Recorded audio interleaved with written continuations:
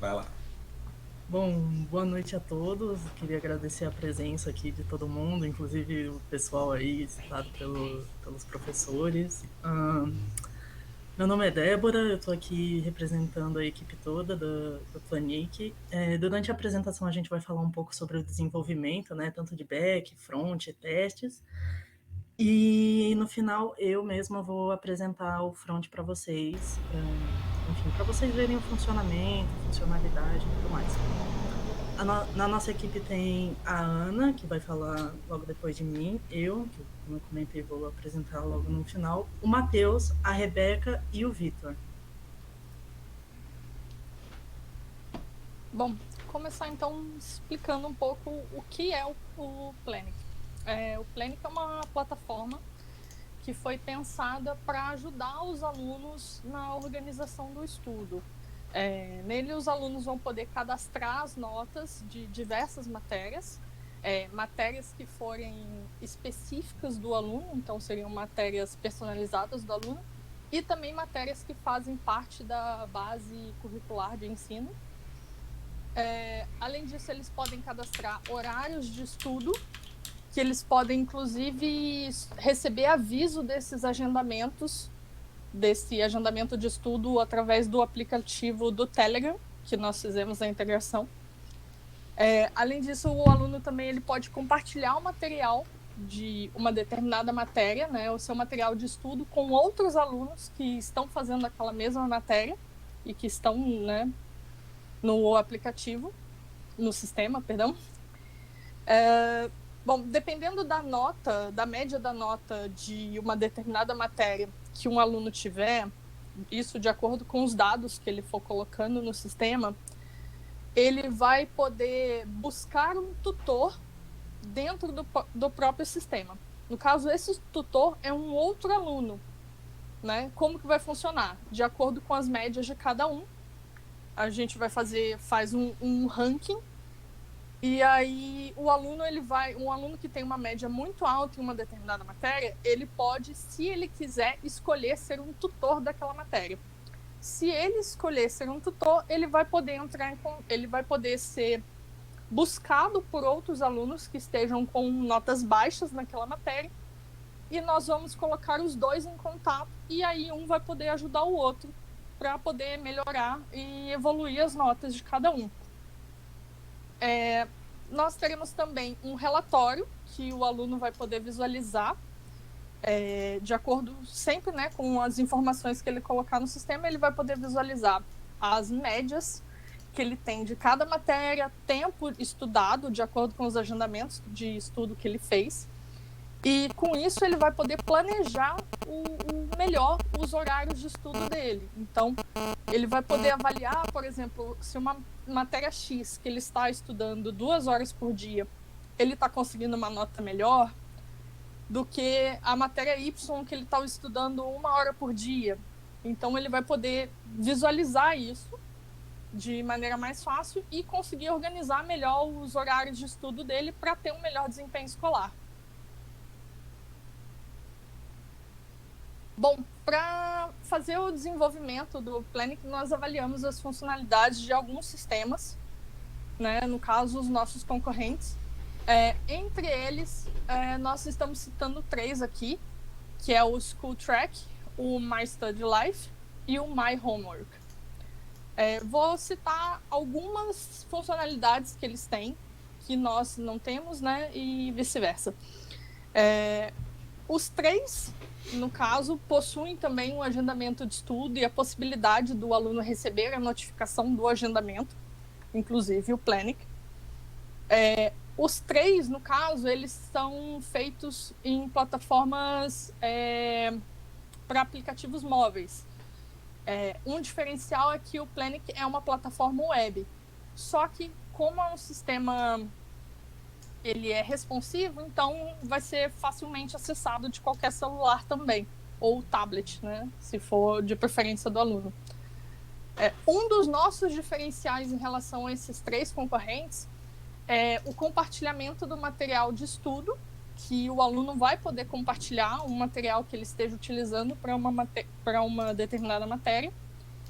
E, inclusive, a questão da tutoria, que um aluno vai poder entrar em contato com o outro para se ajudarem, é um diferencial que o Plenic tem que nenhum dos outros 3 oferece. Em relação à nossa identidade visual, nós tentamos trazer uma identidade clean. Então, depois vocês vão ver o sistema, nós tentamos deixar um visual bem limpo, né, para até facilitar a navegação do usuário. O nosso logo é um calendário justamente por associar a questão da organização, né, que nós pretendemos ajudar, né, que o aluno tenha em relação ao seu estudo. E a cor verde, nós escolhemos ela principalmente porque, de acordo com algumas coisas que nós lemos sobre cores, ela está associada a crescimento e, inclusive, na cromoterapia, a cor verde ajuda a promover o equilíbrio interno e diminuir o estresse, que para qualquer aluno é uma coisa muito importante.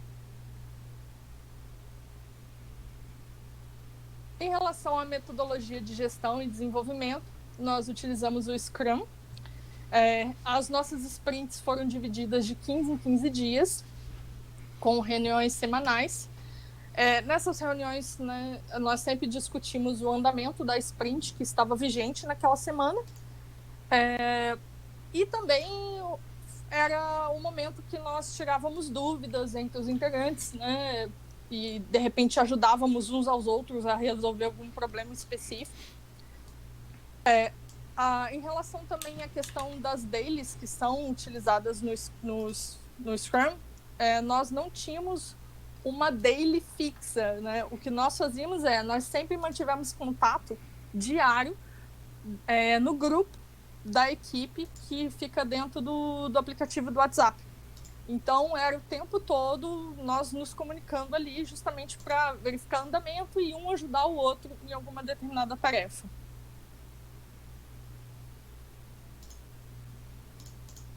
Bom, nós fizemos a divisão de responsabilidade das atividades.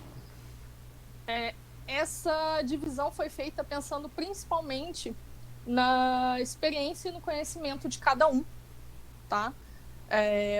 Como vocês podem ver aí, a Débora foi escolhida como a nossa PO e o Vitor como nosso Scrum Master. Esse quadro, ele é só importante frisar que ele não é uma coisa fixa.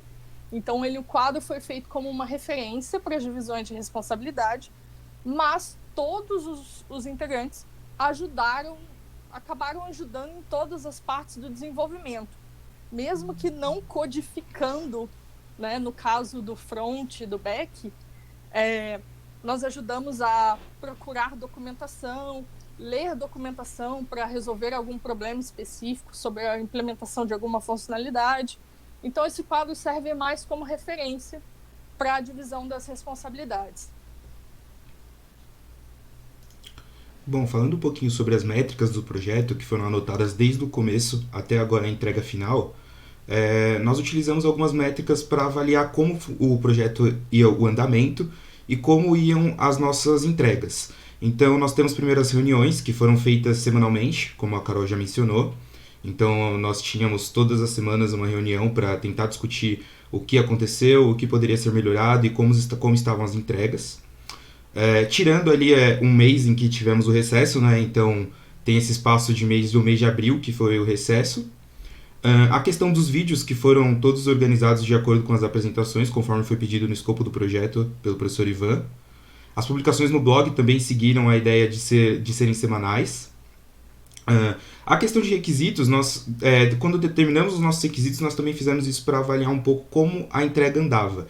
Então, a maior parte dos requisitos, porém os menos complexos, foram entregues ainda no primeiro semestre e ficamos com alguns poucos requisitos, porém mais complexos, para essa finalização do projeto nesse segundo semestre.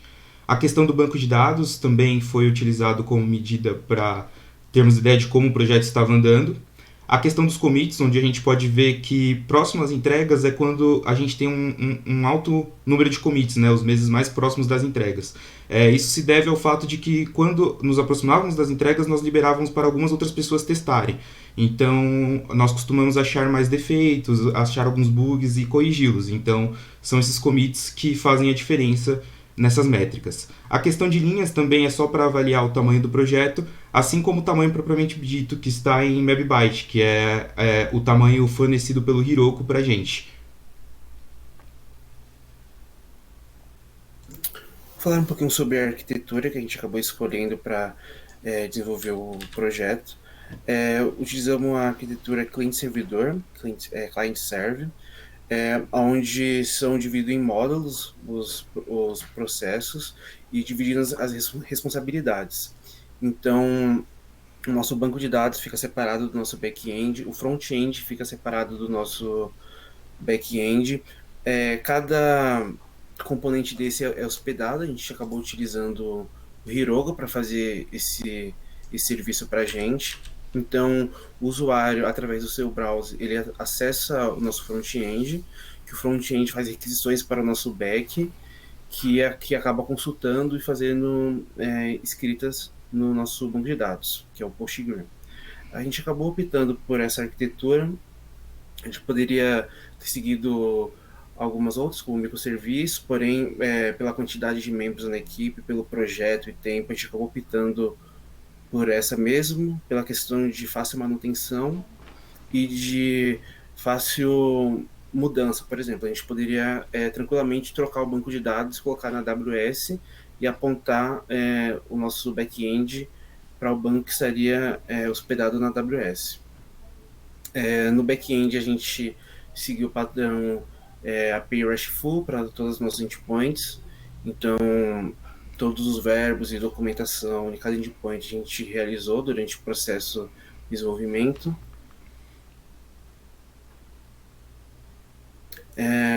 A gente acabou criando um escopo no início do primeiro semestre, onde a gente teria alguns processos que seriam entregues tanto na POC, quanto no MVP e no produto final. Na POC a gente utilizou o cadastro de usuários, o login, e a gente sempre foi acumulando isso nas próximas etapas. Como no MVP a gente trouxe o login e o cadastro de usuário também. Então a gente teve os recursos de usuário, de matérias, de notas. Muitos desses recursos a gente precisou fazer antes para depois fazer o agendamento de estudo, por exemplo, o perfil de estudo de aluno. E seguimos com material, compartilhamento de material, comunicação do aluno e tutor, classificação de usuários, a comunicação por grupo de matérias, que foi um dos itens que a gente acabou descartando no meio do desenvolvimento, porque a gente acabou tendo algumas escolhas que vão ser comentadas mais para frente, e alarme e agendamento. Entrando na parte de escolhas e descartes que o Matheus acabou de citar, a primeira que nós podemos comentar é a integração contínua. Inicialmente, a ideia do grupo era utilizar o Travis, porém, com pouco mais de um mês de projeto, nós descobrimos que o Travis ia passar a ser pago. Então, nós buscamos outra ferramenta e seguimos com ela até o final do projeto, que é o GitHub Actions. Outra coisa que sofreu algumas mudanças durante o nosso projeto foi o nosso MER. Algumas tabelas tiveram que ser criadas para adequar melhor o projeto e para ter uma performance um pouco melhor. Uma delas foi a tabela de definição de senha, que foi uma ideia do professor Ivan, para que a gente tivesse uma performance melhor e que o usuário pudesse alterar a sua senha de uma forma melhor também. Uma tabela de funções, já que nós decidimos optar por uma curadoria interna, onde nós realizamos essa curadoria para escolher as matérias que serão acessadas no sistema de forma geral e as matérias que serão individuais dos alunos. Então, nós temos as funções como administrador para o pessoal de curadoria e usuário para os demais usuários. E a tabela de matérias, que acabou sofrendo algumas mudanças também com essa ideia de matérias bases, que são as que já estão no sistema, as sugestões de matéria, que são as que podem entrar no sistema, e as próprias matérias, que são individuais de cada aluno. Outras coisas que sofreram algumas mudanças foram duas funcionalidades. A primeira é o grupo de por matérias, que o Matheus citou, que nós decidimos retirar do escopo do projeto. Isso aconteceu nesse segundo semestre devido ao curto período que a gente ia ter para desenvolver e por se tratar de uma funcionalidade que nós não víamos tanta necessidade de colocar no projeto, já que já teríamos a comunicação entre o usuário e o tutor, decidimos retirar essa parte de um grupo por matéria. E a segunda foi a funcionalidade de compartilhamento de material, que sofreu a mudança também. Inicialmente, nós colocaríamos essa funcionalidade como você podendo compartilhar o seu material com um único aluno. Porém, nós acabamos mudando isso para tornar a matéria, o material individual ou universal. Ou seja, você pode deixar ele público ou privado, compartilhando com todo mundo ou com ninguém, deixando ele apenas para você mesmo. Tecnologias. A gente escolheu algumas tecnologias ao longo do projeto para desenvolver como base. Acabamos utilizando o Postgre por fato de ser um banco open source e por ser uma ferramenta que a gente iria hospedar no Heroku, onde que teria algumas facilidades para a gente. O GitHub Actions foi uma das opções de CI e CD que tivemos, não foi a primeira, como foi citado anteriormente pelo Massal, mas a gente acabou aderindo e foi bem benéfico para a gente por ter uma fácil integração com o GitHub, onde que a gente faz o nosso versionamento de código, e uma fácil integração também com o Heroku. O Heroku a gente optou por ser fácil das configurações, por ser gratuito, apesar de ter algumas limitações, e de ele permitir que, utilizando o Postgre, a gente tenha 2.000 linhas disponíveis para salvar. Como linguagem de programação para o back-end, a gente utilizou o Java. Alguns integrantes do grupo já tinham experiência profissional com Java, e foi a linguagem que foi tratada ao decorrer do curso, então a gente se sentiu mais confortável utilizar o Java para desenvolver. O Angular, a gente acabou optando pelo fato de já ter uma certa familiaridade também, e algumas pessoas teve contato, então a gente seguiu com essas tecnologias para o desenvolvimento do projeto. Ainda na parte de desenvolvimento e falando um pouco da segurança do projeto, nós utilizamos duas bases para a análise. A primeira foi o Security Readers. A gente pode ver aqui, essa é a análise inicial do nosso projeto. E nós fizemos uma análise final também, mostrando um pouco como foi o desenvolvimento do projeto. Então, a ideia de melhorar os readers é para você ter uma resposta do servidor para você manipular o que o browser vai acatar, né? O que ele vai fazer. Então, são permissões, políticas de acesso e por aí vai. Então, é uma camada mais de segurança. Entre os readers que a gente utilizou, vale comentar o CSP para criar uma whitelist do que poderia ou não consumir as nossas APIs.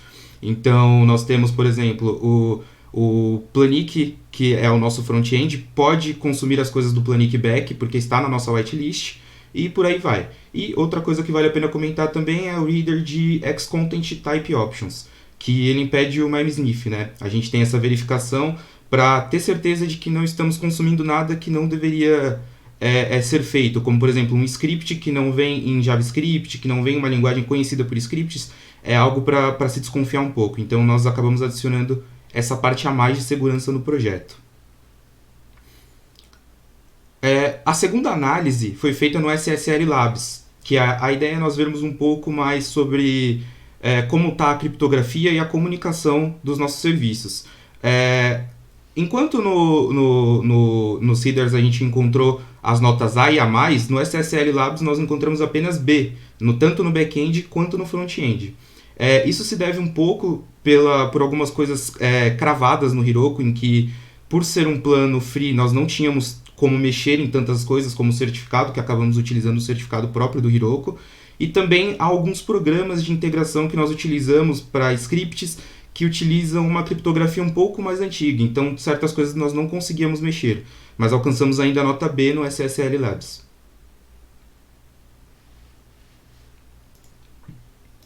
Para garantir uma boa integridade e qualidade da aplicação em si, focamos em criar testes unitários, tentando abranger uma cobertura significativa e nos auxiliando da visão que a IDE nos disponibiliza do Code Coverage, pois assim a gente consegue ter uma visão e a informação se o código realmente estava sendo coberto.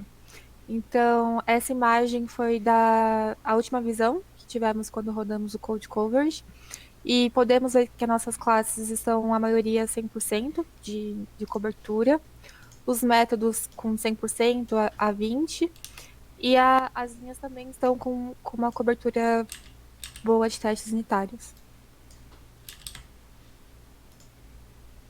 Levando em consideração uma informação que extraímos do IBGE, que quase 25% da população brasileira possui algum tipo de deficiência, uma grande prioridade para os dias de hoje no desenvolvimento do software é a acessibilidade. Então, sendo assim, utilizamos uma ferramenta disponibilizada pelo Google e que tem como objetivo analisar a qualidade da aplicação em si.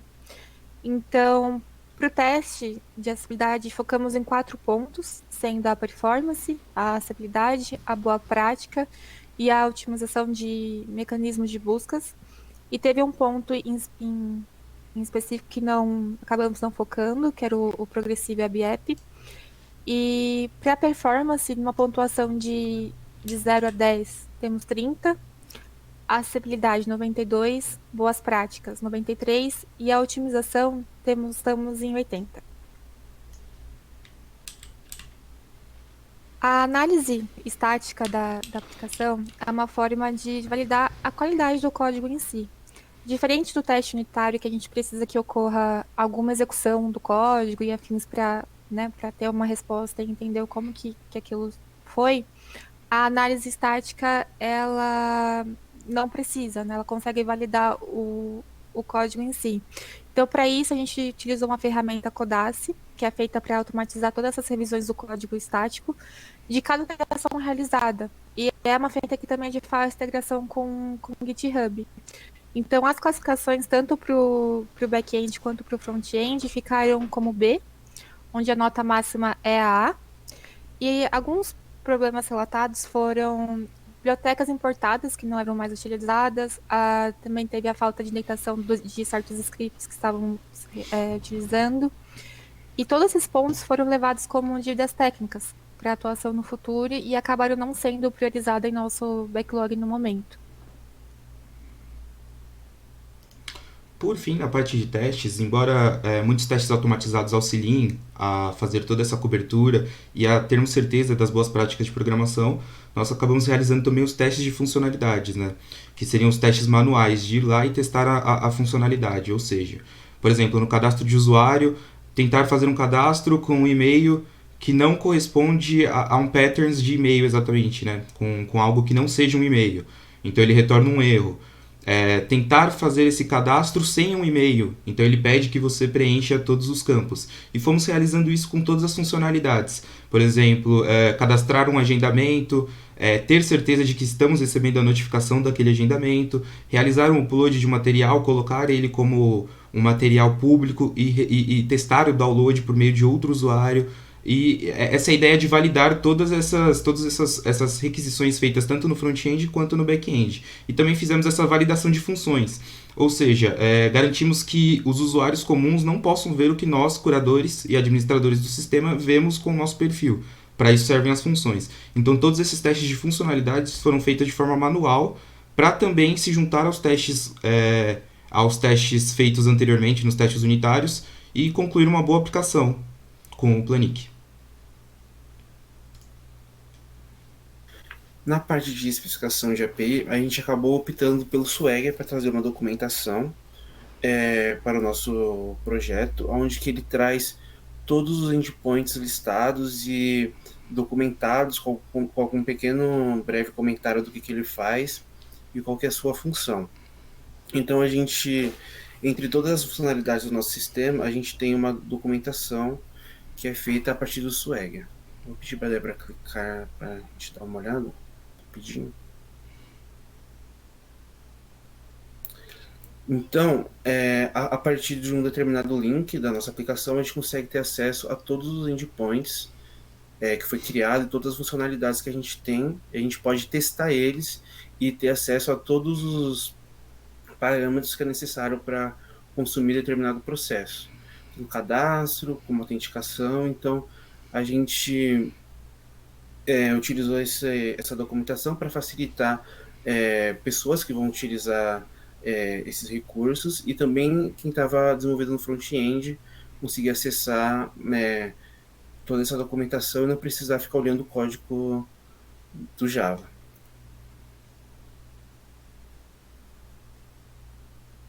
Bom, aproveitando que o Matheus já me deu a deixa, eu vou seguir para a parte de apresentação do front, que a tela inicial seria essa daqui.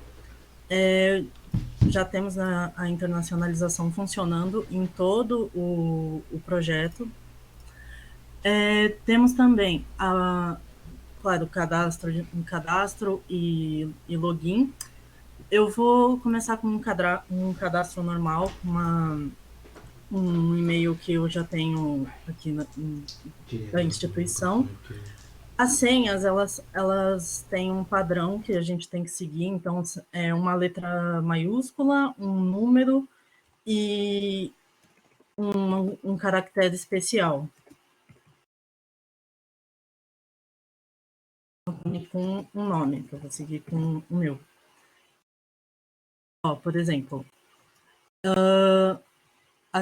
como eu comentei, as senhas estão diferentes e os requisitos mínimos da senha. Então, a gente repete aqui.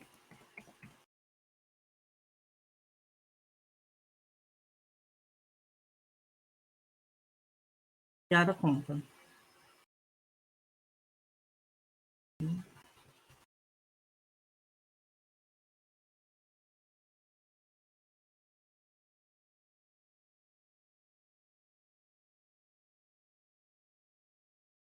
Logo depois de criar a conta, é enviado para a gente um e-mail lá no que foi cadastrado, justamente de verificação do cadastro.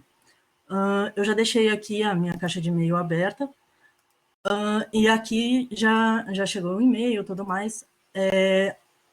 Assim que a gente clica no link, a gente é direcionado para a página de login da nossa aplicação, onde a gente só chega e coloca, enfim, e-mail e senha utilizados. E aqui seria a página, a primeira página da nossa aplicação, com a parte de agendamentos citados pela Carol. A gente achou importante colocar esse aviso de caso não tenha um link com o Telegram, que a pessoa não vai conseguir receber notificações. Para caso tipo, ela já tenha preenchido toda a parte de criação do agendamento, ela não tenha que retornar ou haja algum problema na parte de notificação. Inclusive, caso não tenha esse tipo de informação no nosso banco de dados, né, do ID, do Telegram, a gente não permite a pessoa mandar notificações. Aí na parte de matérias, obviamente está vazia, porque o usuário é novo. Na parte de criar matérias, como foi citado pelo Massal, se não me engano, temos aqui algumas matérias básicas, que pode ser escolha do usuário, por exemplo, História do Brasil. Salvar. Na hora da gente salvar, né, a matéria vai para o banco de dados e é assim que ela aparece para o usuário, com a área de notas e materiais. Os materiais, eles só podem atingir no máximo 10 MB, e aqui a parte de materiais públicos, citado pelo Massal também, em que a gente pesquisa o material e aqui haveria uma listagem dos materiais públicos já existentes. Na parte de notas, para criação, também abriria um modal. A gente já tem alguns tipos de avaliação já pré-cadastradas. Junto disso, a gente coloca uma data. A data da nota não pode ser maior do que a data atual. Então, a gente coloca aqui, por exemplo, dia 13. Nota também só pode ser de 0 a 10. Por exemplo, se eu colocar um número absurdo assim, ele aparece nota inválida. Então, por exemplo, 7. Aí, salvando a nota. Salvando a nota, ela aparece aqui nessa tabelinha e vai, enfim, vai colocando uma embaixo da outra. Para editar a nota, é só selecionar a linha da tabela, que ele apresenta a informação aqui para a gente. Materiais, é a mesma coisa, assim, quando você vai procurar ou vai salvar algum tipo de arquivo, um download ou coisa assim, abre aquela página inicial, e aí a gente pode selecionar qualquer tipo de arquivo, eu vou selecionar esse aqui, e salva esse arquivo. Salvando o arquivo, o layout fica mais ou menos igual ao de notas, que a gente tem as ações para realizar com esse arquivo. Então, a gente pode baixar, pode apagar ou pode tornar ele privado ou público.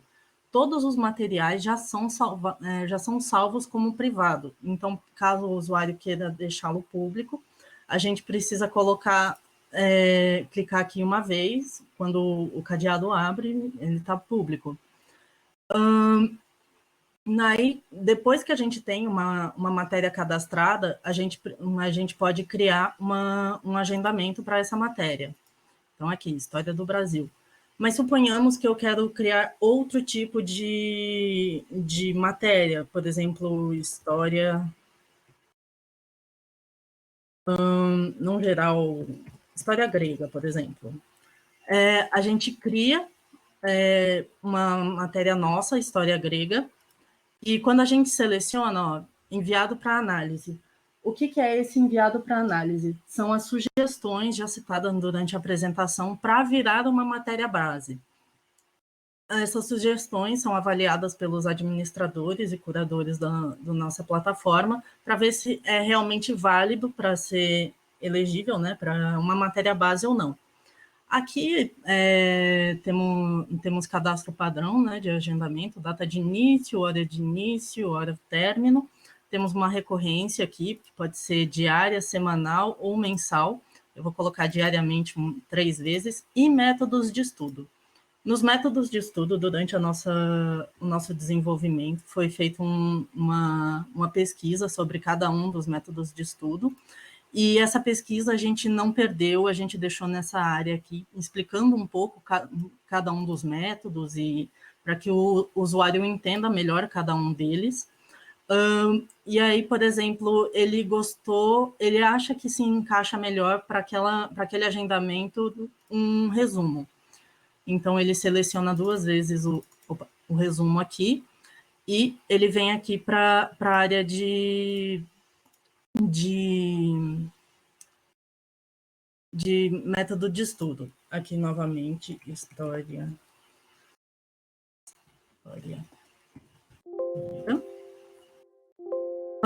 E assim fica... Ocorreu um erro porque ela já foi criada, tá, gente? Então, tá tudo bem. E aí, assim, ocorre a nossa criação de agendamento.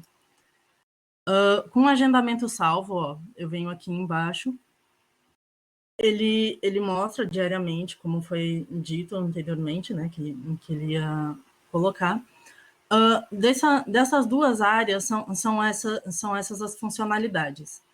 Temos aqui os relatórios, que ele, no momento, está bem limitado, sobre as matérias que a gente tem, as notas dessas matérias. Então, por exemplo, temos essa média, temos de atividades, temos 7 em média, temos horas estudadas, temos tipos, né, de estudo. Esse tipo de estudo ele não entrou, porque, enfim. Aqui temos História do Brasil e História Grega. História grega ela não entra, porque eu não cadastrei nenhum tipo de nota nela. Ao final, eu vou apresentar o meu perfil, que eu criei anteriormente, com um pouco mais de informação para ter uma visualização melhor do que seria essa página com bastante informação. E aí, aqui nós temos a área de tutoria, que foi citada pela Carol.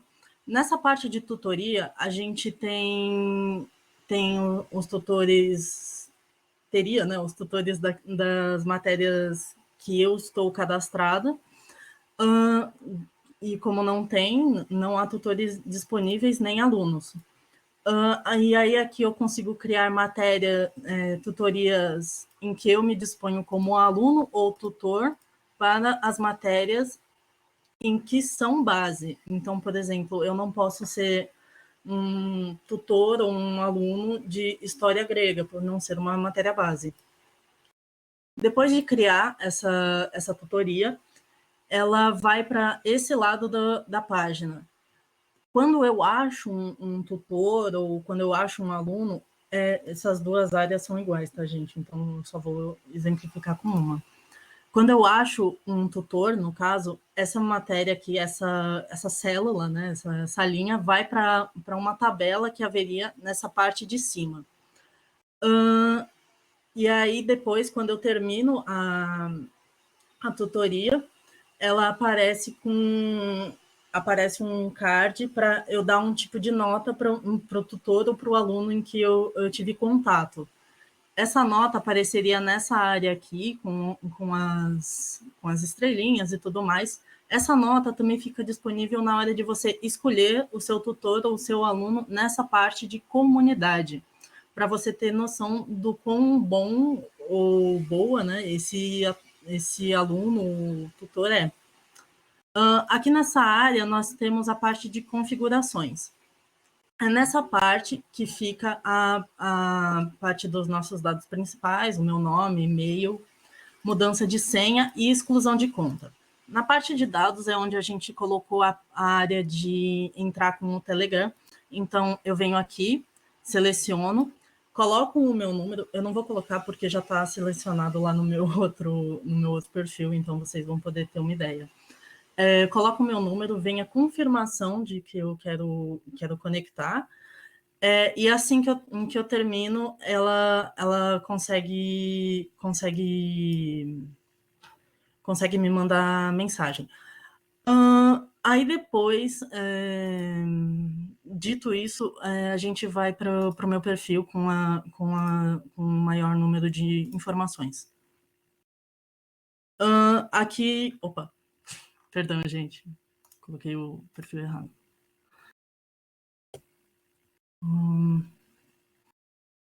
Aqui. Aqui nós temos os meus agendamentos já colocados. Então, por exemplo, aqui ó, eu tenho um exemplo de agendamento criado semanalmente. Temos a parte de matérias. A parte de matérias ela já está com bem mais dados, então já dá para ter uma ideia melhor de como vai ficar para o usuário. A parte de materiais públicos, eu deixei um público nessa área aqui, para vocês verem como que ele aparece. Então, o material público a gente não consegue visualizar dentro da plataforma, você precisa fazer o download dele, mas é isso. E aí tem notas, tem matérias e etc. A parte de relatórios, ela fica mais bonitinho, fica mais visível o que a plataforma propõe. Então, por exemplo, eu consigo ver as minhas médias, os tipos de nota, os tipos de estudo, horas estudadas no geral, a minha evolução de notas, então a gente consegue ter uma informação bem melhor da nossa evolução. E aí o que acontece? Nessa parte de cima aqui, a gente puxa as matérias em que a gente tem nota igual ou superior a 8, ou igual ou menor que 4. No caso de ser menor que 4, a gente bota para o usuário, caso ele queira buscar um tutor, ou maior que 8, ele pode ser um tutor naquela matéria. Essa parte de ser ou não um tutor, a gente deixou em aberto justamente por conta da parte de notas. Então, por exemplo, caso um usuário seja um tutor na matéria anatomia, por exemplo, que a minha média é baixa, eu não tenho muito a oferecer a outros. Então, se eu for um tutor, a minha nota, consequentemente, vai ser baixa.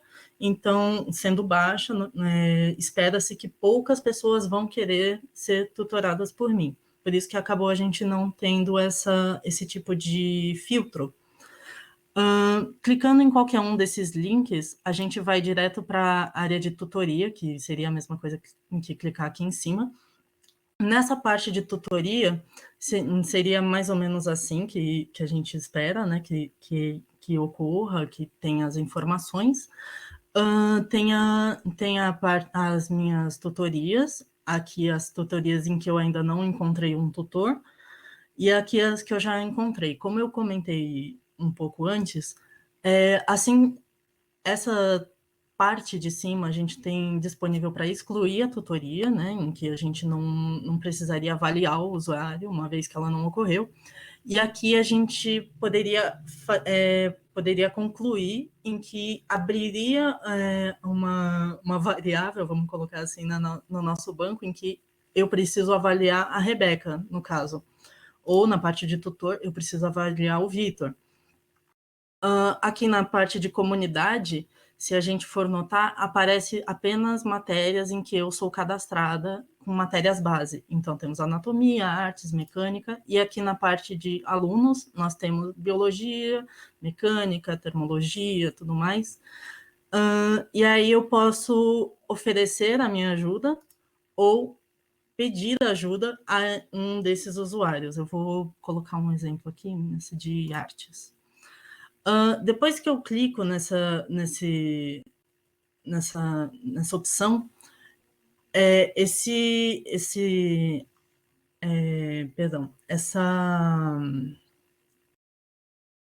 essa tutoria, ela vem para essa área aqui, e aí eu fico aqui com artes, e eu posso concluir e excluir a tutoria, como eu já comentei.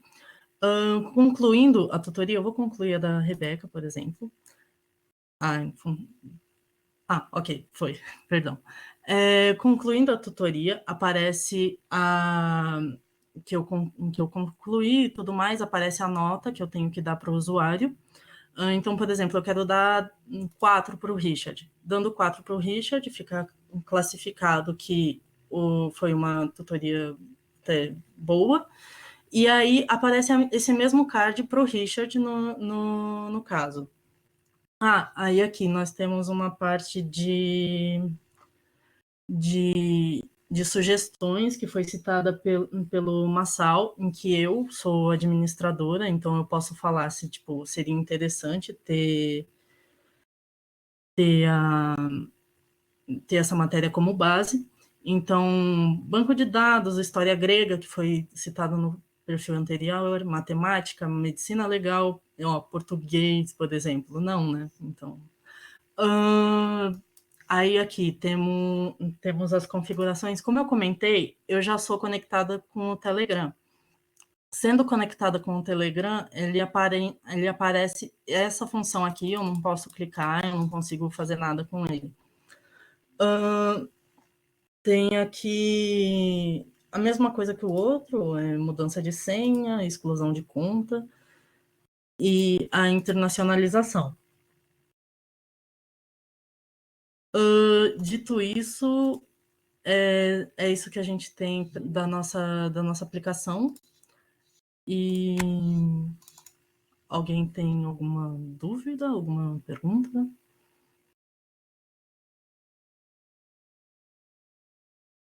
Vocês terminaram, então? Sim. Sim. Certo. Então, queria começar com o professor Leonardo, agradecendo de novo o tempo dele, a disponibilidade. Só lembrando que hoje, como a gente tem as duas equipes, a gente vai ter que controlar um pouquinho o tempo, né? Léo? Semana passada eu falei demais, né? Boa noite, pessoal. Agradecer a presença do professor Ivan, não só pelo convite ao trabalho, acho que tem um combo aí, né? É um trabalho que eu já assisti ano passado, então agradeço a isso também. E um grupo de alunos que eu tenho um certo carinho especial, grande parte deles foram meus alunos, né? E 2 delas foram os primeiros alunos que eu tive dentro do IFSP. Acho que a gente carrega isso muito longe. E ver hoje elas terminando o curso é gratificante, né? Faz parte da parte gratificante da nossa carreira. Então, parabéns pela apresentação aí. Vejo uma evolução gigante do que eu vi ano passado, na disciplina passada, na banca passada, tá? Vocês evoluíram bastante. O trabalho tem bastante coisa já, mas tem uns detalhes que a gente precisa apontar, viu? Professor, rapidinho, só antes de você comentar. Eu comentei durante a minha apresentação que a gente precisa ter o Telegram vinculado, né, para ter uma notificação. Eu acabei não mostrando essa notificação, mas ela funciona, tá, gente? Se vocês colocarem lá, vincularem o Telegram e forem no agendamento, ela funciona, tá? Então, só avisando. Tudo bem. Volta, eu não sei quem está no comando da apresentação, volta lá no slide 7 para mim.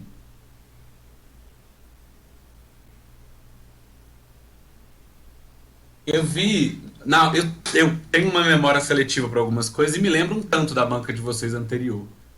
E eu falei muito sobre a questão do Scrum na outra banca, e eu tenho sempre uma questão com esses quadros que vocês colocam.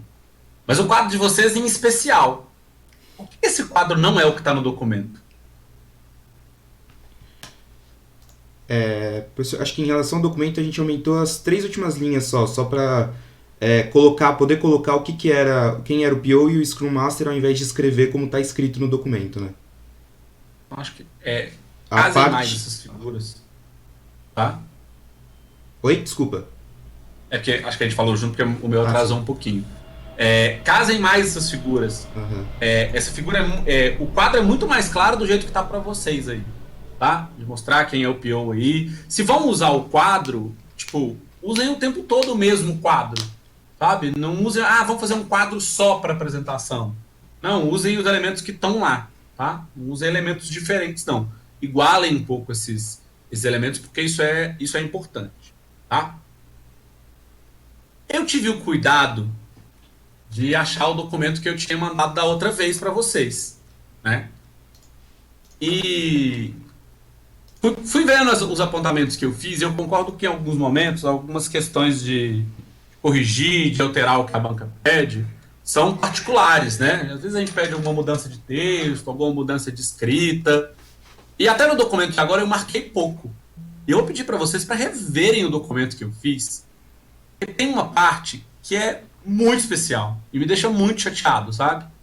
Apesar de ser um grupo que eu gosto, tudo isso, eu vou com um olho diferente para a parte de banco de dados. Eu sou professor de banco de dados. Tenho essa área como uma paixão. E aí, vocês fizeram no diagrama de identidade de relacionamento de vocês um total de 0 correções do que eu apontei. Ele continua completamente errado. Tá? A gente não aponta o que a gente vai chamar depois, na hora que a gente passa para o próximo modelo de chave estrangeira, a gente não aponta ela no modelo de identidade de relacionamento. Ele não existe ali naquele diagrama. Tá? Vocês mantiveram isso. Ainda assim, a gente tem algumas que viram tabelas depois que não aparecem. Tá? Quando vocês listam no quadro algumas informações, elas continuam não aparecendo. Então, assim, revejam toda essa parte. O sistema está pronto, está rodando. Façam a engenharia reversa de vocês, poxa. Sabe? Para pegar o que está no banco de dados lá na prática e jogar para o documento. Dar um baita trabalho e depois fazer uma engenharia reversa para chegar no modelo de identidade de relacionamento? Dá. Então decidam. Então vamos tirar o modelo de identidade de relacionamento. Conversem com o professor da disciplina e vejam se é válido. Se não é válido, façam o modelo de identidade de relacionamento certo. Tá? Porque assim, não reflete o que a gente tem. E principalmente quando eu vou vendo o que vocês foram fazendo, não reflete o que está na prática. Isso é, sim, fundamental e crucial. Tá? Uma próxima em relação aos slides, vai lá no slide 15 para mim, por favor.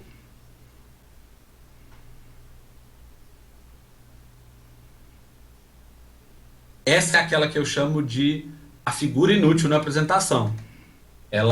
Eu sei o que está escrito nela porque eu estou com o documento na minha mão aqui. Mas ela é praticamente ilegível. Sabe? Vocês têm uma baita área, um baita espaço aí para poder preencher e vocês não preencheram. Em termos de apresentação, isso fica para sempre para vocês e para o resto do pessoal que está aqui assistindo. Usem mais o espaço que vocês têm no slide, tá? Aqui, agora, passa o slide para frente para mim. No próximo já vai acontecer de novo. Mais um. Não anotei porque qualquer um que tenha texto. Acha um que tenha texto, que não tem imagem. Quem é o nosso... Esse, por exemplo. Tá? Aumentem as fontes. Aqui a gente está na frente do computador, tá todo mundo perto da tela. Mas se a gente vai para uma sala, onde a gente tem que projetar isso, em alguns casos você tinha um pouquinho de texto com as letrinhas pequenininhas de vocês. E aí fica quase ilegível. Quem usa óculos, então, às vezes, eu que fico sempre tirando e colocando óculos, para mim dá um trabalho. Então, aproveitem mais as áreas de vocês dentro do slide. Isso é para qualquer apresentação. Fica parecendo, só para vocês terem uma noção, fica parecendo que tá manco o slide, sabe? Fica meio torto, fica sobrando espaço em branco para um lado. Então, lembre-se sempre disso, beleza? Débora, você que é a nossa apresentadora master, tem como colocar lá na aplicação pra gente de novo? Espera aí, só um instante.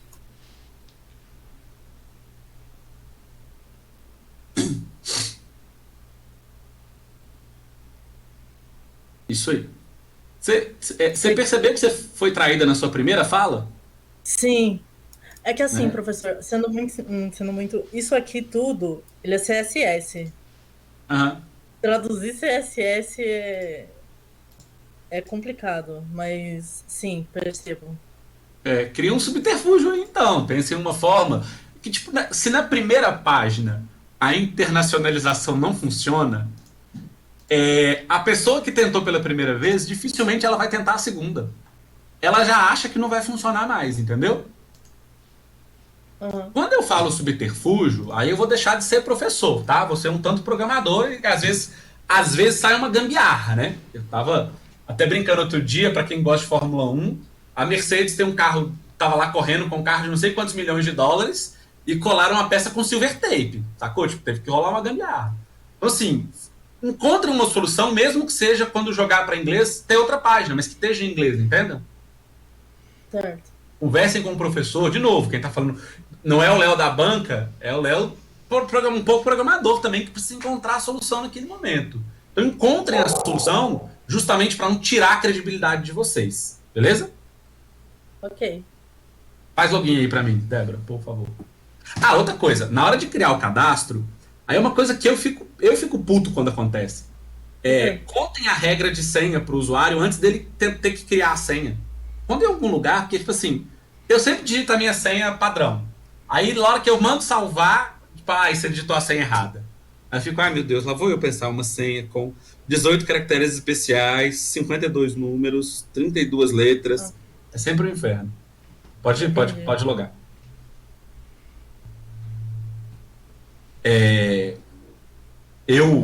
Pra mim é um elogio, tá? Eu gosto de quando vocês usam coisas que ajudam a vida de vocês. Usar o framework como vocês usaram o HTML para fazer os gráficos e tal, agiliza a vida, né? Parabéns, isso é muito legal, um elogio mesmo. Assim, obrigada. O framework tá aí para ajudar a gente, tá? Muita coisa a gente precisa saber fazer, mas outras não adianta ficar reinventando roda, né? Eu acho a roda feia, vou fazer uma quadrada, não vou. Mas vai lá quando você lança uma nota. Eu acho que vocês pecaram muito nas mensagens para o usuário. Cria uma nota. Aí põe uma data depois. Pode pôr uma data depois? Não, não pode. Por quê? Porque você ainda não sabe da nota. Então clica em salvar.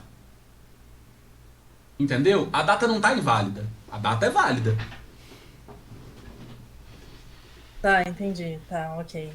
Entendeu? Informa para o usuário. Olha, a data da nota não pode ser superior à data de hoje. Tá, entendi. Do mesmo jeito que eu falei na senha, e por isso que eu trouxe a mesma de novo, vocês pecam na mensagem para o usuário. E essa mensagem está lá, está dentro do JavaScript que faz essa validação. Eu uso esse framework também. Então eu estou bem acostumado, eu até sofri com o meu para resolver alguns problemas muito detalhados. Tá? Salva, ou não salva, fecha. Mentira, fecha. Cria outra nota. Ih, rapaz. Fecha de novo.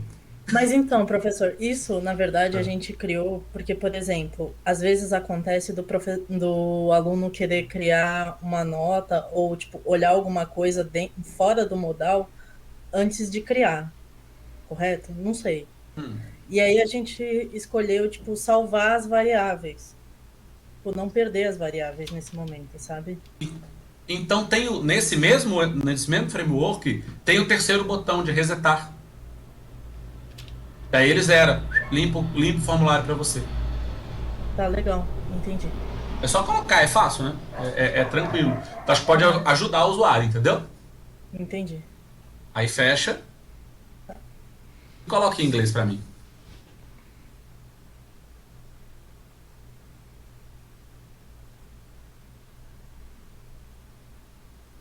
Sabem que eu sou detalhista, né? Tá tudo em inglês? O nome das matérias não, professor, mas Mas tipo, eu não tô como... falando do nome. O que vocês conseguem colocar em inglês aí que não tá em inglês? A Porque o data. negócio da data. A data. No padrão. Tá? Realmente, o nome vocês não vão conseguir mesmo, não. Tá? Mas aí a data, ela vem no padrão internacional. Aí clica lá no Create. E aí, é uma questão de padrão. E aí acontece aí de novo. Olha a nota que apareceu ali. Olha o hint do seu grade. Ah, tá, ok. Tá. São detalhes. A aplicação de vocês, ela tem escalabilidade de mercado. Ela pode ser usada, sabe? Uhum. Vocês conseguem dar um tapa gráfico, não que esteja 100% ruim, um pouco melhor, para escalar e colocar em aplicação para rodar. Eu falo isso muito. Eu dou aula de PDS com o Ivan no curso técnico. Pensem o quanto as aplicações de vocês podem escalar, podem rodar, as pessoas podem começar a usar. Eu conto que eu tenho alunos do técnico que fizeram uma aplicação que roda na cidade deles. Dá dinheiro para eles, dá um pouco de dinheiro, mas paga a cerveja do fim do mês. Entendeu? E eles já fizeram um trabalho, entre aspas, de graça, né? Porque vocês tinham que fazer para disciplina. Cara, agora é só acabar de dar uma arrumada. Entendem? E colocar para rodar. Ah, a gente vai vender, como a gente colocou lá no documento. Bom, às vezes vocês colocam free com anúncio. Pronto, se alguém estiver usando, já é uma forma de ganhar uma grana. Mas precisa desses tapas. Entende? Aham. Posso apontar o último? Você não vai ficar brava comigo? Não, de forma alguma, professor. Vai lá muito na importante, tutoria. na verdade. Vai lá na tutoria. Você viu que a tutoria te traiu de novo, Débora? Não, mas tipo, ela na hora de carregar aqui, você diz? Não, na hora que você confirmou a tutoria. Vai lá, puxa uma tutoria pra você. Aqui? É. Tá. Não foi o erro que deu na Rebeca. Mas na hora que você confirmar a tutoria, olha pro seu toaster que vai aparecer lá no alto à direita. Confirma a tutoria. Opa, ó, viu o que eu falei? Ele dá uma zoada. Não, mas confirma. Clica lá no Action, vai lá no seu Actions, confirma. Eu não sei se Ok. tem que colocar em português, desculpa. Põe em português. Ah, tá. Talvez em inglês o erro esteja corrigido. Provavelmente. Você diz do espaço? É. Eu vi. Mas tem outro, vai lá. Tem dois, você viu, né? Vem um elogio de novo. Você passou ilesa pelo problema. Você não se desesperou na hora que deu o erro. Você continuou. Não, gente, espera aí, vou resolver. Isso é um ponto a se ressaltar, tá? Você não ficou desesperada. Mas vai lá no seu ações, lá no tutor encontrado, e confirma que rolou a tutoria. Clica no seu tiquezinho de verde. dar ruim. Aí vira tutoria concluída, e aí nessa tela Ah, ficou. isso aqui. Então, Deu isso ruim, aqui. Não, sim. O que que acontece? Essa parte, antes ela era uma parte do componente tutoria. Só que o que que acontece? Quando ela é parte do componente, eu preciso que ela coloque, tipo, que eu esteja o select no componente. Então ele estava funcionando. Só que eu criei um outro componente, então. Entendeu? Aí deu uma Tava zoada. funcionando até eu mexer, né? Não, mas é justamente isso que eu tô falando. Tipo, eu mudei e eu esqueci esse detalhe. Entendi. Mas, tipo, sim, eu entendo. Atentem-se a esses detalhes, porque eu vou repetir para vocês. O trabalho de vocês tá bastante pronto. Tá bastante pronto.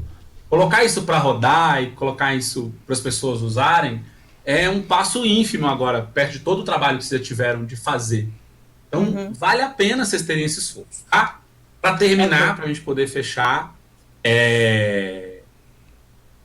façam as correções no documento em relação àquelas correções que eu já tinha pedido anteriormente. Vocês têm o documento anterior, não tem? Temos. Muito erro lá no documento, mas é erro mesmo. Que vocês não corrigiram. Eu resolvi nem apontar. Falei, vou deixar eles jogar o documento anterior. Não vou gastar meus comentários aqui não no texto não. Tá? Beleza? Ok. Tranquilo. Fechamos então. Novamente, Ivan, eu agradeço o convite e obrigado e parabéns para vocês, meninos. Obrigada, professor. Valeu. Valeu, professor. Muito obrigado, Léo, pelo seu tempo, por estar aqui com seus alunos também, né, para mostrar para eles como é a disciplina. Brás? Sim. Vontade. Bom, boa noite a todos. Boa noite, Ivan. Agradeço aí pelo convite. Estar aqui na banca de Projeto Integrado 2, né, já que trabalhamos juntos em Projeto Integrado 1, né? E eu vou repetir aqui as palavras do professor Leonardo, né? O trabalho de vocês avançou bastante. É muito bom para nós, né, que participamos de banca ou participamos da disciplina anterior, ver como vocês evoluíram, tá? O programa de vocês, né, tá bastante completo, né? Tem uns errinhos ou outros que o Léo já levantou, já comentou, né? Mas hoje eu fiz um teste, né? Cadastrei, recebi e-mail, cliquei no e-mail, ele funcionou direitinho, né? Naveguei, fiz alguns testes, né? E, assim, em termos de funcionalidades, o programa de vocês, a aplicação de vocês está funcionando, né? Tem um errinho ou outro, né? Como o Léo falou, na primeira página, né? Quando você muda para inglês, ela não muda, mas nas demais páginas muda. Então, tem algumas coisas assim para acertar, né? Que falta pouco, né? Eu diria, né? Como o Léo falou, falta muito pouco, tá? Em relação ao documento de vocês, né?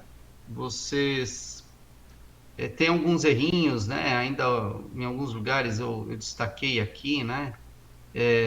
Colocar o texto no primeira pessoa do plural, né? Tem alguns errinhos de grafia, né? Então precisa fazer uma revisão aí do documento. Eu anotei algumas coisinhas aqui, tá? Mas assim, nada muito grave, tá? Eu tô passando aqui o documento, tá? Para ver os comentários que eu fiz, tá? Deixa eu ver aqui.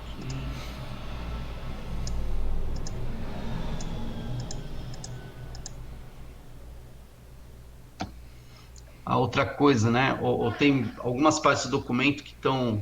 Vocês ainda... todas as reuniões estão sendo realizadas, né? Vocês já acabaram o trabalho, já acabaram o documento, né? Então, o documento tem que estar tudo...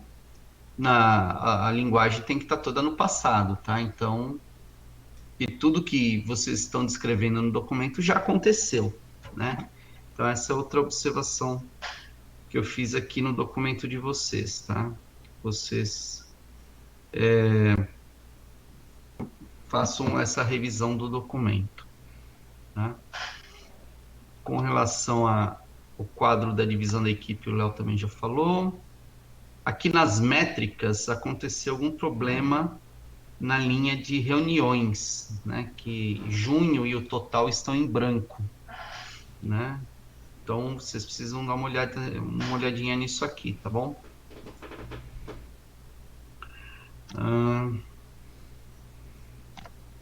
que mais? Tem poucas anotações aqui.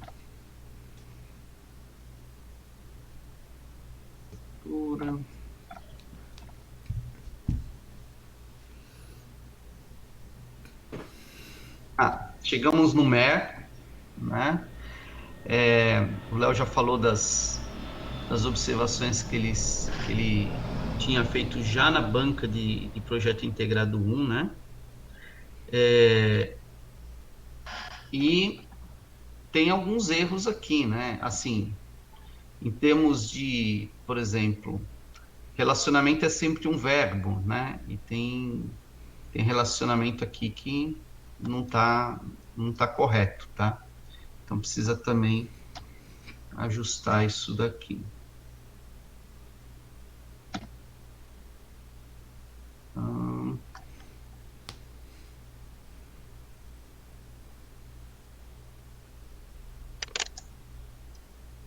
Uma coisa que eu percebi aqui no DERE, Dicionário de Dados de vocês, que na nota,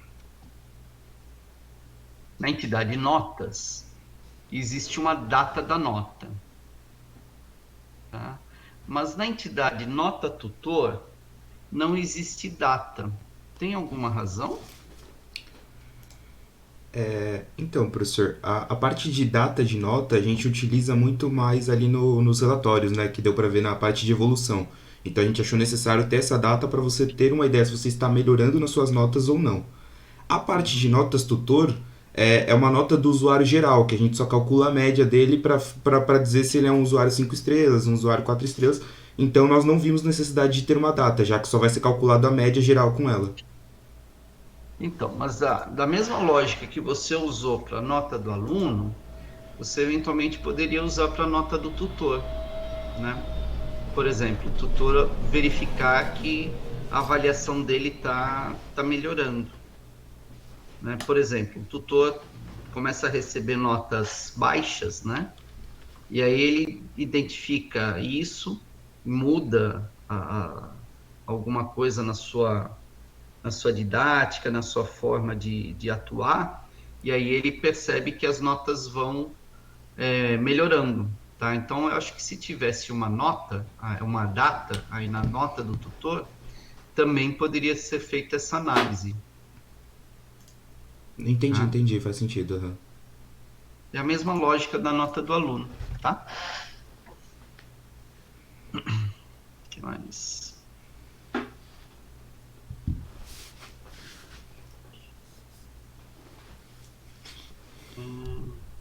O diagrama de classe de vocês precisa dar bastante zoom para poder ler, né? A única observação é essa.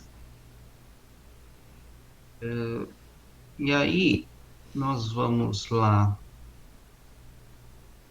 O documento de vocês está bem descritivo, né? Então, está bem legal, tá? Eu não entendi muito bem por que a performance ficou com nota 30 e vocês atribuíram isso ao Heroku. Vocês podem me explicar um pouquinho?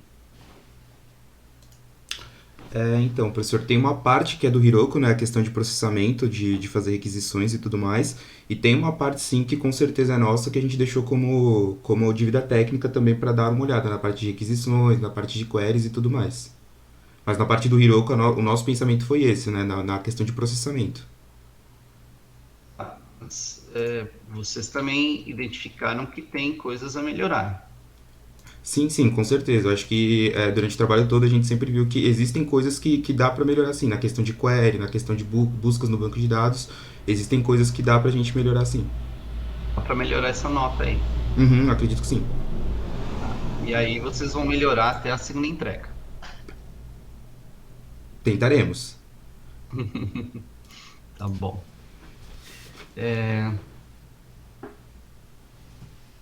Na acessibilidade também, né, apesar de vocês terem uma nota 92, né, talvez dê para melhorar, não? É que então, professor, na acessibilidade, a nota 92, ela acaba impactando um pouco na nossa identidade visual. Então, por exemplo, tenho aquela área, uma coisa que ele pega na acessibilidade é o contraste do nosso verde no background da primeira página. Só Uhum. que aquilo, para eu mudar, um jeito que ele não reclamaria é, por exemplo, eu colocar uma coisa preta atrás, Sim, sabe? E aí entendi. acaba impactando na nossa identidade visual mesmo. Tá. Esse é o primeiro item que está aqui, né, nas observações na mensagem, né, que é justamente o contraste, né, entre as cores de background e foreground, né? Tá bom, mas a nota tá alta, né? Tá legal. Bom, isso é com relação essas notas aí que vocês obtiveram. No plano de testes, vocês colocaram um plano de testes legal, mas uma coisa que eu sempre tenho curiosidade de saber é o seguinte: todos os testes que vocês fizeram, você deu o teste, a aplicação funcionou de primeira? Não, não, professor. Realmente isso daí é uma coisa que faltou na documentação. Eu até pensei se eu colocaria ou não. Mas tiveram algumas não, muitas coisas que nós tivemos, assim, pequenos bugs que nós tivemos que corrigir, né? Mas nem tudo funcionou de primeira mesmo. Eu só coloquei o último resultado, né? Que foi quando realmente foi aprovado. Tá. Eu acho que faltou essa descrição, tá? Aham, É beleza. interessante vocês documentarem, até mesmo para vocês, né? No futuro aí, né? O erro que aconteceu e a solução que foi dada, tá? Beleza. Isso é importante documentar, sim, tá?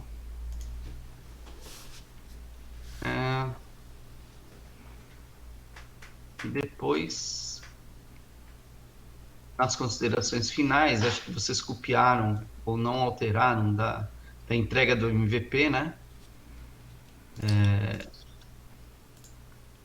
Então, me parece que precisa dar uma olhadinha nisso aqui, tá bom? Aqui. E por fim, né, em termos de documento, onde vocês colocaram as medições do Lighthouse, né, vocês colocaram como anexo. E no documento de vocês, na página, vocês referem-se a apêndice. Tá? E como, apesar de vocês terem utilizado uma ferramenta, né, eu consideraria isso daqui como um apêndice. Tá? Apesar do resultado não ter sido criado exclusivamente por vocês, né, vocês rodaram essa ferramenta e ela gerou esse resultado, tá? Então, o resultado acabou sendo gerado por vocês. Se vocês não tivessem executado essa ferramenta, não teriam esses resultados, tá? Então, é a última observação, que esse anexo, acho que ficaria bem como apêndice. Ok? Ok. Deixa eu só aqui.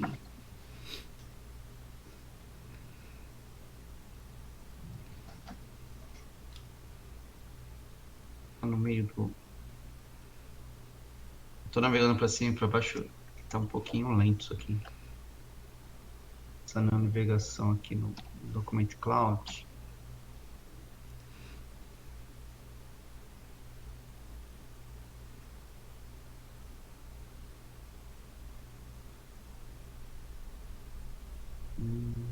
Aqui. Página 81 do documento de vocês, tá? Página 81, vocês colocam lá que os dados completos estão no apêndice A, só que o link vai lá no texto anexo A, tá? Então, isso aqui seria um apêndice. Um apêndice. Bom, Beleza, beleza, professor. a minha parte é só. Agradeço mais uma vez ao professor Ivan, ok? E passo a palavra ao Ivan. Obrigado, Brás. Eu vou tentar falar as coisas que faltaram aí de que vocês disseram, que vocês falaram praticamente tudo, né? Uma dica de apresentação, né? Principalmente para que sobrou só uma equipe agora, mas eu acho que vale para todas as equipes, sempre que você vai fazer uma apresentação assim, é tentar garantir que todo mundo tem o mesmo nível de volume.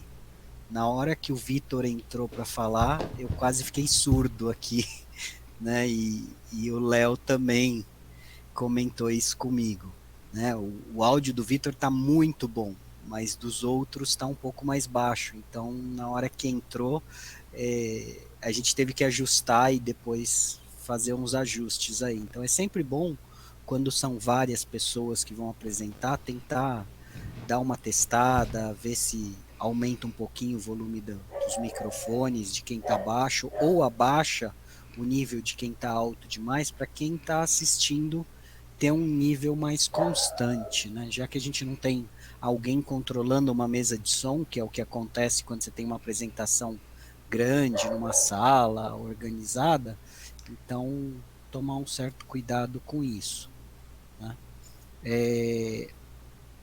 Como o Léo já falou no início, né, eu senti no documento de vocês que faltou um pouco de cuidado nas atualizações referentes ao PI2. Muita coisa ficou no ponto que estava no PI1, né, faltando alguns ajustes, gráficos de estatísticas que ficaram só no ponto que estavam no PI1 e precisam de atualização ainda, né? E uma coisa que eu percebi é que algumas coisas que foram, vamos dizer, ajustadas no PI1 ou cuidados que foram tomados com o documento no PI1 com relação a, por exemplo, quebras forçadas, são pontos que naquilo que entrou para o PI2 não tiveram o cuidado. Então é sempre bom seguir com os mesmos cuidados em relação ao documento, né? Tem problemas nos números das métricas, como o Brás falou, tem um pedaço que estava em branco, mas que deu para perceber que no slide vocês corrigiram, mas os números aparecem fora de padrão, tem coisa que vocês usaram valor total, absoluto, e coisa que foi o relativo do mês, então tem que ter uma certa consistência com relação a isso. Com relação ao modelo de dados, tem também aquela questão que a gente já tinha visto, de que vocês ajustaram a questão da matéria geral e isso não foi atualizado no modelo. Tem uma questão que para a versão de teste não é um grande problema, mas eu tenho dúvidas se algumas daquelas tabelas podem precisar de um ID maior do que inteiro, né? Principalmente nas tabelas de notas, tabelas de arquivos, onde isso pode crescer para um volume muito grande, como o Léo falou, que é uma aplicação interessante se vocês colocarem no ar. Vocês não indicaram os índices que são secundários e importantes nas tabelas. Eu não consegui ver, por exemplo, se eu decidi compartilhar um material, que foi uma das coisas que vocês não demonstraram aí na aplicação, se eu decidi cancelar, como fica. E uma outra coisa que eu não vi exatamente funcionando foi aquela questão das sugestões, porque a Débora mostrou ali o combo, tinha 2 matérias escritas erradas, legal, o exemplo foi bem escolhido ali, mas a gente não viu isso funcionando de verdade. Daí vem a dúvida, aquele pedaço funciona ou foi muito bem escolhido aquilo que vocês iriam mostrar ou não? Porque vocês usaram o tempo certinho, usaram os 45 minutos, não usaram os 30 minutos como estava escrito nas regras que deveriam usar para a aplicação, mas souberam utilizar bem o tempo de vocês. Como é que foi isso? essa questão de compartilhamento e sugestões está funcionando de verdade ou não? Estão sim, professor, estão sim. A parte do compartilhamento, a Débora fez uma coisinha bem bacana ali, que é um cadeadozinho, e você sempre pode escolher, não seria nem cancelar, né? Você escolhe se ele fica aberto ou fechado, como privado ou público. Então você pode estar sempre alterando isso daí, dele estar privado ou público. E a parte das sugestões a gente também testou sim. A ideia é o seguinte, né? Por enquanto essa lógica, como nós somos em 5 integrantes, somos 5 curadores, e tem que ter a maioria mínima, né? 3 votos positivos para essa sugestão ser aceita. Se ela não alcança isso, ela já é recusada e mantém o material do aluno, né? A matéria do aluno como privada, porém ela não é aceita ao sistema como uma matéria base. Certo, seria bom vocês terem mostrado isso, mas a questão do compartilhamento que eu quero dizer não é só o público. A Débora compartilhou a matemática dela com o Vitor. Como é que fica isso? E Então, se o Vitor, depois de um tempo, decidir que ele não quer mais ter acesso a isso? então, Conseguir professor, identificar isso. essa parte de matérias públicas ou privadas, se não me engano, eu havia conversado com o senhor há umas semanas que a gente comentou que existiam, na verdade, 3 níveis, né, de público. O privado total, o privado parcial e o público. No nosso caso, teria o privado total e o público total. Ou seja, o Vitor, ele não consegue escolher aqueles que ele vê. Por exemplo, eu deixo o meu material público para os assinantes daquela matéria base. Todos os assinantes da matéria base vão ter acesso àquele material, independente deles quererem ou não. É uma coisa pública. Fica no banco como público para pessoas daquela matéria. Entendi. Tá. Além disso, o que eu queria falar para vocês é assim: deu para perceber que tem muita coisa feita da aplicação, tem alguns ajustes que precisam ser feitos, mas vocês precisam de mais foco para a segunda entrega, de resolver os problemas de documentos. O documento de vocês é o que tem os maiores problemas, certo? Então precisam dar um foco nisso, mas tudo que for possível resolver aí na aplicação também é bom para a nossa próxima entrega. Tem mais pontos lá no documento anotados. Assim que terminar as apresentações, alguém me manda mensagem, pode ser lá no Telegram mesmo, uma mensagem privada, e eu mando o link dos 3 PDFs anotados para vocês. Certo? Deixa eu fazer mais uma fala rapidinha. Sim. Só porque eu precisava estar mais no final, para senão, diz que juiz de futebol a gente não elogia antes do fim do jogo, eu acho que esse caso é o mesmo.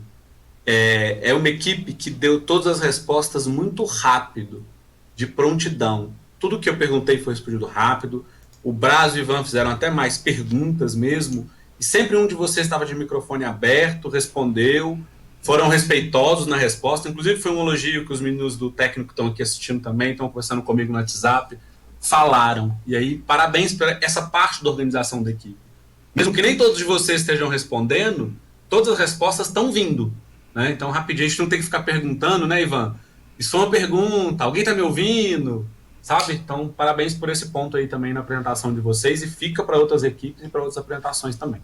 Obrigado, Ivan. Legal.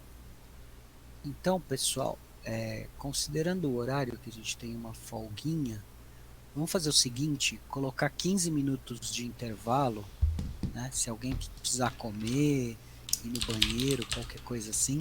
E daí a gente volta, agora está dando 20, 28. Vamos começar a próxima apresentação às 20h45. Eu só quero tirar o acesso da equipe que está apresentando agora e colocar acesso para outra